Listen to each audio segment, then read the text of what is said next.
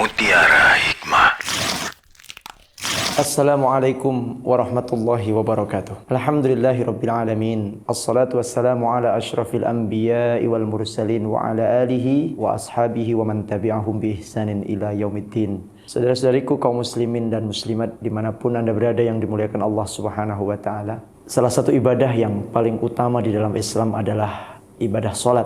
Bahkan solat adalah salah satu ibadah yang paling awal diwajibkan oleh Allah kepada Rasulullah Sallallahu Alaihi Wasallam untuk disampaikan kepada umat. Sebelum Rasulullah hijrah ke Madinah, perintah solat sudah diwajibkan kepada umat manusia. Ini menandakan bahwa perkara solat ini adalah perkara yang penting dalam kehidupan. Bahkan saking pentingnya solat ini, Rasulullah Sallallahu Alaihi Wasallam menyampaikan kepada kita, Inna awwala ma yuhasabu bihil abdu yaumal qiyamati as-salat. Sesungguhnya yang paling pertama kali akan ditanyakan oleh Allah Subhanahu wa taala di hari kiamat adalah salat kita. Fa in saluhat, kalau salat kita baik, faqad aflah wa anjah, maka dia termasuk orang-orang yang beruntung dan orang-orang yang memperoleh kemenangan. Wa in fasadat, dan apabila salatnya rusak, faqad khaba wa khasar, maka dia termasuk orang-orang yang rugi dan orang-orang yang celaka. Di dalam hadis yang lain Rasulullah sallallahu alaihi wasallam menyampaikan, as-salatu imaduddin, faman aqamaha faqad aqamad-din, wa man hadamaha faqad hadamad-din. Salat itu adalah tiang dari agama Islam. Maka siapa yang menegakkan salat berarti dia telah menegakkan tiang-tiang agama Islam. Dan siapa yang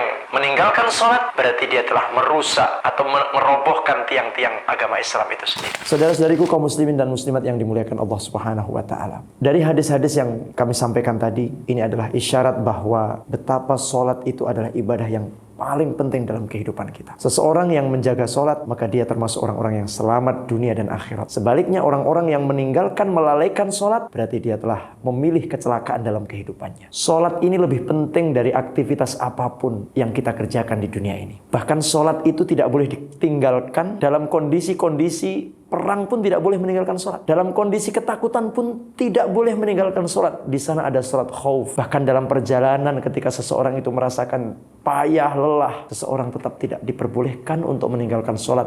Maka di sana ada sholat jamak dan sholat qasar. Oleh karena itu, saudara-saudariku kaum muslimin dan muslimat yang dimuliakan Allah, jangan sampai perkara-perkara yang remeh-temeh dalam kehidupan dunia kita menjadikan kita melalaikan sholat. Jangan sampai perkara-perkara yang tidak penting menjadikan kita meninggalkan sholat. Kadang-kadang ada orang yang sholat tetapi sholat di akhir waktu atau sholat ketika waktunya telah selesai. Kita ingat firman Allah Subhanahu wa taala, fawailul lil musallin alladzina hum an salatihim sahun. Celakalah orang-orang yang salatnya adalah dilaksanakan dengan penuh kelalaian. Oleh karena itu, kata Rasulullah sallallahu alaihi wasallam, salat ini menjadi pembeda antara seorang mukmin dengan seorang kafir. Al-ahdul ladzi bainana wa bainahum as-salah. Faman tarakaha faqad kafar. Yang membedakan antara seorang mukmin dengan seorang kafir adalah salat.